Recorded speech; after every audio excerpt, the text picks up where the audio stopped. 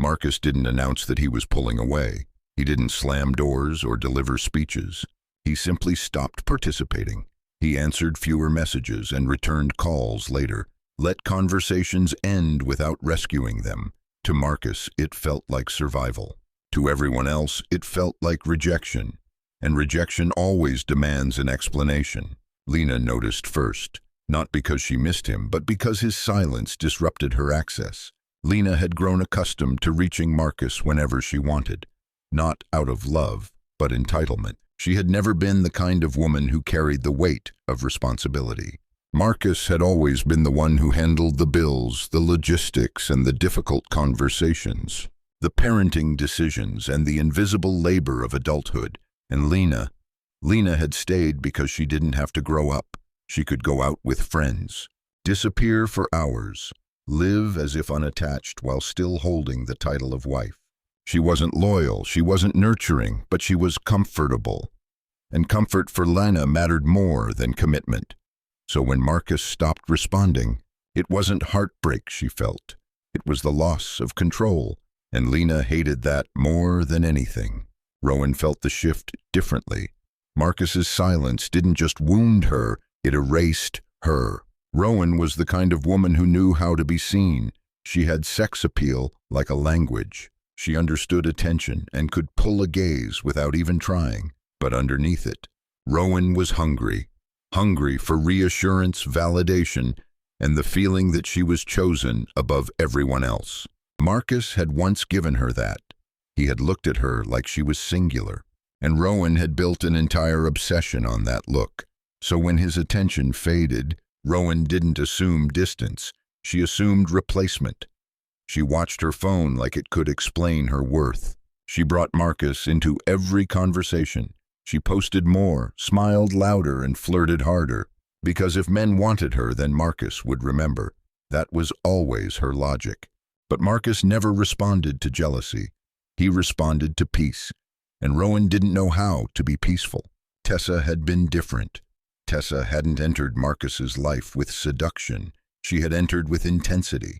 She was the first woman after Lena, the rebound that felt like oxygen. At first, it had been emotional, late-night conversations and charged honesty, the kind of connection Marcus hadn't felt in years. Then, after the divorce papers were filed, it became physical, fast, and addictive. The kind of chemistry people mistake for fate. Marcus thought it meant something.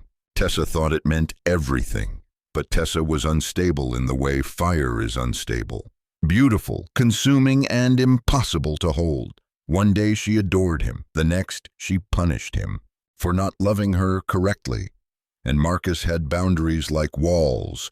Once something crossed them, he didn't negotiate, he disappeared. So Tessa became a ghost in his phone. Voicemails, long messages, silence followed by rage. And Marcus never answered, not because he didn't feel it, but because he knew where it led. At the center of all of it, Evelyn watched. And Evelyn did what she always did. She controlled the room without raising her voice. She brought out the wedding album again, placed it on the table slowly, like scripture. Rowan stopped breathing. Tessa's face tightened. Even Lena sat up straighter. Evelyn opened to a photograph she had shown too many times before. "There," she said lightly, "the only woman who ever truly mattered." She didn't look at Marcus. She looked at the others, not to remind them of history, but to remind them of their place.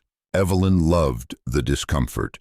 Not because Lena was special. Lena wasn't. Lena wasn't brilliant, wasn't loyal, and wasn't even particularly admirable. But Lena had held the title. And Evelyn worshipped titles, even when she despised the person wearing them. Sometimes Evelyn rubbed Lena in everyone's face, not because she respected Lena, but because she wanted Marcus to suffer. A quiet punishment, a lifelong reminder. You married wrong, and now you live inside it. Evelyn would rather be right than kind, even if it destroyed her son. Richard shifted in his chair. He hated moments like this. He couldn't stand Lena. He never respected the marriage. He had known from the beginning that Marcus was chasing structure, not love. But Richard did what he always did.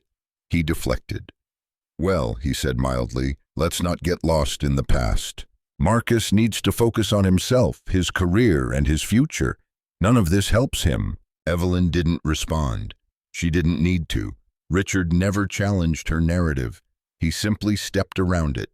And avoidance is not neutrality, it is permission. Marcus stood in the center of it all. Interpreted, measured, claimed. Every woman wanted something from him. Lena wanted status. Rowan wanted obsession returned. Tessa wanted intensity revived. Evelyn wanted control. Richard wanted escape into ambition. And no one wanted to ask the only question that mattered. Are you okay? So Marcus did what men like Marcus do when the room becomes too loud. He gave less. Less access, less explanation, less of himself. And the circle sensed the loss. Tightened. Because when a man stops speaking, people don't hear him, they hear themselves. And in that silence, something shifted.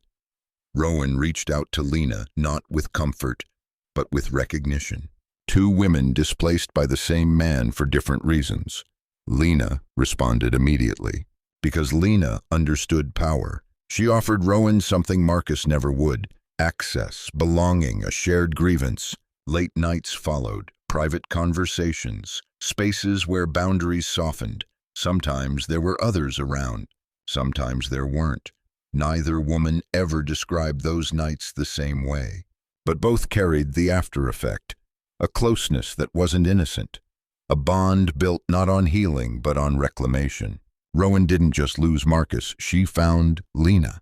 And Lena didn't just gain an ally. She gained another way to stay relevant. Marcus sensed it. The tightening, the shifting, the circle moving without his consent. He didn't know yet what it would cost him. Only that something was forming, and it would not stay quiet. Not for long.